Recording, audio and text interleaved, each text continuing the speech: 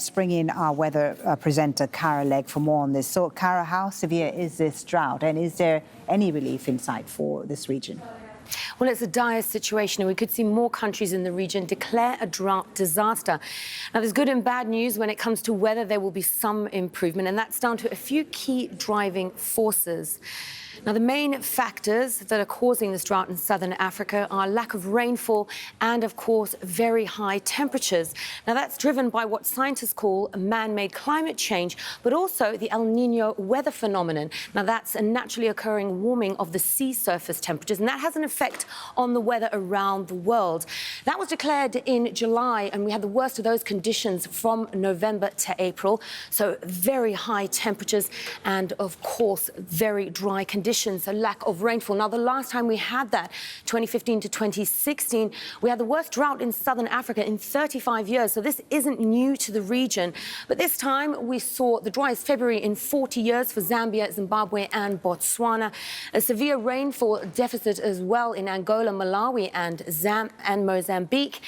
Now, temperatures across the region are sitting about 4 to 5 degrees above the average, and that's not going to go away anytime soon. In terms of rainfall, well, we'll look at two examples. Zambia is well below the average for the first 3 months of the year. Malawi, a little better, but still nowhere near where it should be.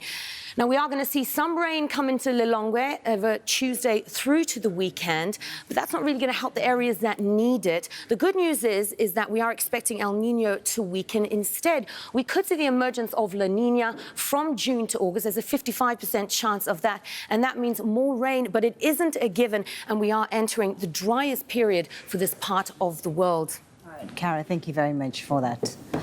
Well, the drought is... Hello there. We've got an east-west divide across Europe weather-wise at the moment, and that's going to follow us into the Easter weekend. We've got an area of low pressure bringing very wet and windy conditions to the west. So we've had snow as well as rain in the UK, some very strong winds in France, Spain and Portugal. And there's more heavy rain to come. That's going to move its way into more central areas, bringing some snow to the Alps, but some very heavy rain for southern parts of France as well as northern areas and eastern areas of Spain in the days ahead. But it is looking much clearer across eastern areas. Lots of dry skies and sunshine to be found here. And as temperatures start to come down across western areas, particularly the southwest, we're going to see them pick up across eastern areas. We've got warnings out for those high temperatures in Serbia. By the time we get to Saturday, we'll be 29 degrees Celsius there in Belgrade. So much more fitted for summer than for spring. Now, if we look closer to the northwest for Britain and the island of Ireland, we're still seeing those blustery scattered showers, but some sunny spells are coming in. A wintry mix continues to move its way north across Scandinavia, but it'll look more settled as we go into Saturday. But the worst of the weather is going to continue for the Iberian Peninsula with some very heavy rain on Saturday.